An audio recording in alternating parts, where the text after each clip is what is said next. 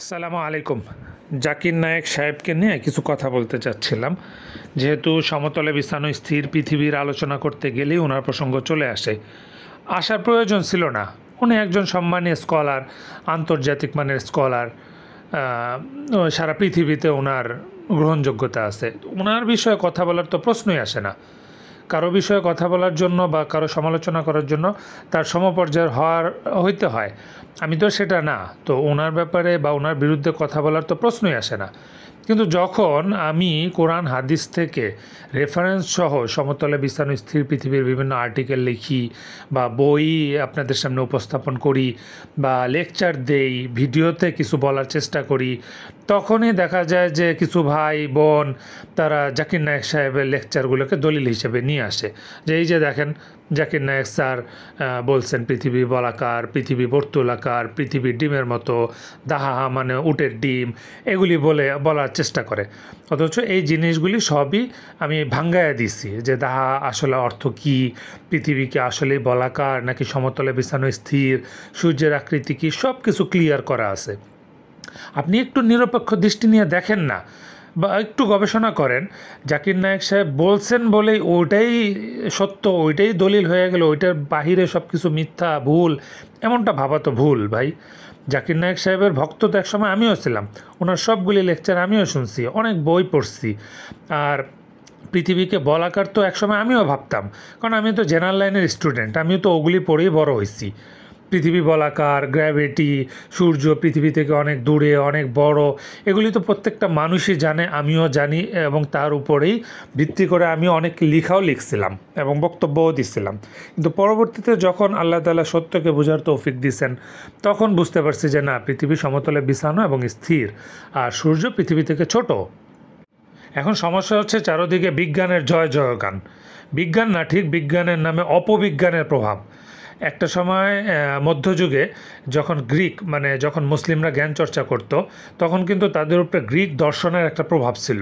তো সেই প্রভাবে পড়ে তারা অনেক কিছু গ্রিকদের থেকে নিছে। তো ঠিক বর্তমানে একই রকমভাবে বিজ্ঞানের প্রচণ্ড প্রভাব। তো সবাই চেষ্টা করে যে সব কিছু বিজ্ঞানের সাথে মিলিয়ে বর্ণনা করার জন্য। বিজ্ঞানের বাহিরে গিয়ে কথা বলার মতো দুঃসাহস কেউ দেখাইতে পারে না বা দেখাইতে চায় না। তাহলে হইতে পারে সে বিভিন্ন রকম পেরেশানিতে পড়তে পারে, রাষ্ট্রীয় চাপ আসতে পারে, আন্তর্জাতিক চাপ আসতে পারে, তার জীবনের উপরে হুমকি আসতে পারে, আবার কারো কারো ক্ষেত্রে মার্কেট নষ্ট হয়ে যেতে পারে। এজন্য হয়তো বা বলে না। তো বলে না, সেইটা তার ব্যাপার, তাকে আমরা প্রশ্ন করতে পারি না যে কেন আপনি বলেন না। তো কিন্তু যে বলতেছে, যে সত্যকে উপস্থাপন করতেছে, তাকেও যদি আপনারা মিথ্যাকে সামনে নিয়ে এসে মিথ্যার দ্বারা সত্যকে ঢেকে দেওয়ার চেষ্টা করেন, তার মুখ বন্ধ করে দেওয়ার চেষ্টা করেন, তাহলে তার কোনো দিনই সত্য জানতে পারবেন না। আর সত্যকে নিরপেক্ষভাবে শক্তিশালীভাবে বলার জন্য একটু আড়ালে থাকতে হয়। যখনই মিডিয়া কভারেজ পাওয়া শুরু হয়, মানে সেলিব্রিটি হওয়ার একটা অবস্থা তৈরি হয়, জনসম্মুখে চলে আসতে হয়, তখন কিন্তু একেবারে শক্ত কণ্ঠে আর সত্যি কথা উপস্থাপন করা যায় না। আর এখন চারদিকে যেহেতু কুফরদের প্রভাব, তাগুতের শক্তি, অপবিজ্ঞানের শক্তি, শয়তানি শক্তি পুরা মুসলিম বিশ্ব, মুসলিম উম্মাকে গ্রাস করে নিছে, তাই সবার পক্ষে সত্যকে উপস্থাপন করা সম্ভব না। কিন্তু এই যে যারা আড়ালে আবডালে থাকবে, তাদের তো আর এই ভয় নাই যে সত্য বললে তার জীবনহানি হইতে পারে, বা তার উপরে বিভিন্ন ধরনের পেরেশানি আসতে পারে, বা তার মার্কেট নষ্ট হয়ে যেতে পারে, এই ভয় নাই। তো সে নিশ্চিন্তে সত্য কথা বলতে পারে। তা আশা করি ইনশাল্লাহ আপনারা বিষয়টা বুঝতে পারছেন। তো আবারও আমি বলতেছি যে জাকির নায়েক সাহেবের সাথে আমার কোনো বিরোধিতা নাই। ওনাকে আমিও সম্মান করি। ওনার যত গবেষণা, ওনার লেকচার, ওগুলি সব কিছুকে আমি সম্মান করি। কিন্তু যেই জিনিসগুলি আপনার কোরআন হাদিসের সাথে সাংঘর্ষিক হবে, সেগুলিকে আপনার উপেক্ষা করতে সমস্যাটা কোথায়? ভাই আবারও বোঝার চেষ্টা করেন, এটা শেষ জমানা, ফেতনার জমানা, কেউই ফেতনা মুক্ত নয়। প্রত্যেকের কাছে ফেতনা পৌঁছে গেছে। দাজ্জালি ফেতনা প্রত্যেককে গ্রাস করবে। তো আমি নিজেও ফেতনা মুক্ত না। আমি দাবি করি না যে আমার সব গবেষণা বা আমার সব চিন্তাভাবনা সব সঠিক। আমি সবসময় কিন্তু এই কথা বলি যে আমার কথাগুলো আপনারা যাচাই বাছাই করে নেন, কোরআন হাদিসের সাথে মিলায় নেন। তাহলে ইনশাআল্লাহ আপনাদের আর কনফিউশন থাকবে না। আপনি দেখা গেছে যে একজন ব্যক্তির কথার উপরে নির্ভর করে আছেন, কিন্তু নিজে গবেষণা করেন নাই, তখনই তো আপনি ধোঁকা খাবেন আর নিজের ভিত্তি মজবুত হবে না। অন্য একজন অন্য কথা বললে আপনি কনফিউজড হয়ে যাবেন। এই জন্য এই সময় সবচেয়ে জরুরি হচ্ছে যে আল্লাহর উপর ভরসা করে দোয়া কালাম পড়ে নিজে গবেষণা করার চেষ্টা করেন। নিজে যখন সত্য জানতে পারবেন, তাহলে আপনার ভীত ইনশাআল্লাহ কেউ নড়াইতে পারবে না। আরেকটা বিষয় আপনাকে বুঝতে হবে যে একজন গবেষক হওয়ার জন্য কি যোগ্যতা লাগবে। মানে সে মিডিয়া কভারেজ পাইলেই সে অনেক বেশি গ্রহণযোগ্য, বা তাকে আমরা মানে স্কলার হিসেবে গ্রহণ করে নেব। আর আরেকজন মিডিয়া কভারেজ পায় নাই, কিন্তু তার সব রকম যোগ্যতা আল্লাহ তাআলা দিয়েছেন, এখন তাকে আমরা ফেলে দিব, তার কথা গ্রহণ করব না, এরকম বিষয়টা। জাকির নায়েক সাহেব তো একজন জেনারেল শিক্ষিত, উনি ডাক্তার, উনি ওনার নিজ প্রচেষ্টায় গবেষণা করে এই পর্যায়ে আসছেন। তো এখন উনি ভালো মিডিয়া কভারেজ পায়, এই জন্য গ্রহণযোগ্যতা বেশি। আর আরেকজন ভাই, সেও জেনারেল লাইন থেকে আসছে, সেও গবেষণা করছে 10 বছর, 12 বছর, 15 বছর, আল্লাহ তাআলা তাকেও যোগ্যতা দিছে, কিন্তু সে লাইমলাইটে আসে নাই, মিডিয়া কভারেজ পায় নাই, সেই জন্য কি তার গবেষণার কোনো গ্রহণযোগ্যতা নাই? যে ভাইগুলো আড়ালে আবডালে থেকে উম্মতের খেদমত করার চেষ্টা করতেছে, তারা যদি এরকম মিডিয়া কভারেজ পাইতো, বিভিন্ন ফান্ড তাদের জন্য থাকতো, আর্থিক সাপোর্ট পাইতো, মুসলিমরা যদি তাকে ফুল সাপোর্টটা দিত, আর্থিক, মানসিক, শারীরিক, তাহলে তো তারাও এখন ওরকম আন্তর্জাতিক মানের স্কলার হইতে পারতো। কিন্তু আমাদের সমাজে এমন অনেক ভাই আছে যে যারা এরকম মিডিয়া কভারেজ চায় না, জনপ্রিয়তা চায় না, সেলিব্রিটিও হইতে চায় না, ভাইরালও হইতে চায় না। তারা পর্দার আড়ালে থেকে আল্লাহর জন্য আল্লাহর বান্দাদের খেদমত করে যাওয়ার চেষ্টা করতেছে। আল্লাহ তাআলা আমাদেরকে সহি বুঝ দান করুন। ভাই আবারও বলতেছি, শেষ জমানা, নিরপেক্ষ দৃষ্টি নিয়ে আল্লাহর উপরে ভরসা করে প্রত্যেকটা গবেষণাকে মূল্যায়ন করার চেষ্টা করেন এবং সত্য খুঁজে বের করার চেষ্টা করেন। যে কোনো একটা বিষয়কে আঁকড়ে ধরে রাখেন না, এটা কিন্তু এক প্রকার পূজা হয়ে যায়।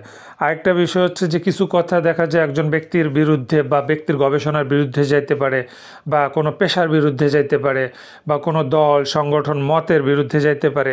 তো সেই দলের আপনি অন্তর্ভুক্ত, বা সেই মতকে আপনি পছন্দ করেন, বা সেই ব্যক্তিকে পছন্দ করেন, বা সেই পেশায় আপনি লিপ্ত আছেন।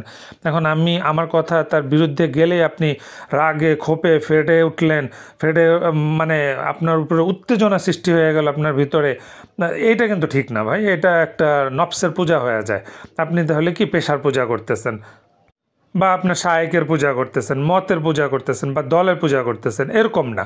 আমারও তো অনেক পছন্দের ব্যক্তি আছে, পছন্দের আলেম আছে, স্কলার আছে, আমিও তো তাদের অনেক ভুল ত্রুটি দেখতে পাই, কিন্তু আমি তো সেটা নিয়ে কোনো কথা বলি না, আওয়াজ করি না, বা কেউ আমার পছন্দের আলেমের বিরুদ্ধে কিছু বললে সেখানেও আমি তাকে গিয়ে কাউন্টার দেই না।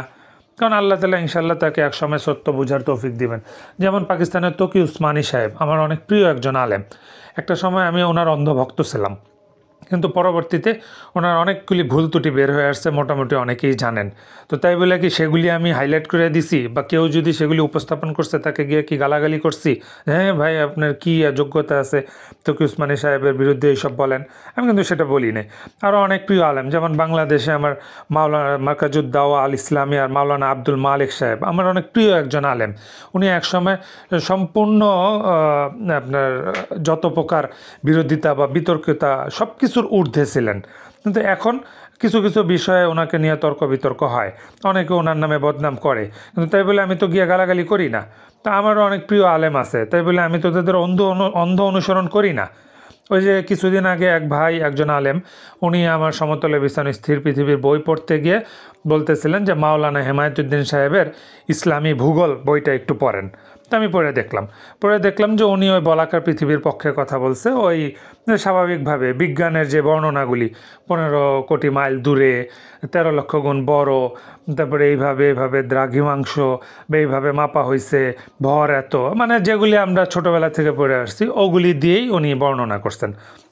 আমি কিন্তু কিছু বলি নাই, ঠিক আছে, উনি বলছেন ওনার মতো, উনি আলাদাভাবে হয়তো বা গবেষণা করেন নাই। তো এইখানে কি, আমি কিন্তু ওনার ভক্ত, তাই বলে এখন ওনার ওই কথাটুকু আমি কিন্তু গ্রহণ করে নেই নাই, কারণ আমি জানি যে পৃথিবীর সমতলে বিছানো এবং স্থির। তা আর এইটা নিয়ে আমি কিন্তু প্রচারও করা শুরু করে দেই নাই যে মাওলানা হেমায়েতুদ্দিন সাহেব ওনার বইয়ের ভিতরে ভুল করছেন, উনি বিভ্রান্ত, নাউজুবিল্লাহ, এইসব না। বিষয়টা আপনি বুঝতে পারছেন যে আপনার পছন্দের আলেম বা স্কলার যা বলতেছে তাই সঠিক, তাই অন্ধভাবে আপনাকে মেনে নিতে হবে, বিষয়টা কিন্তু এরকম না।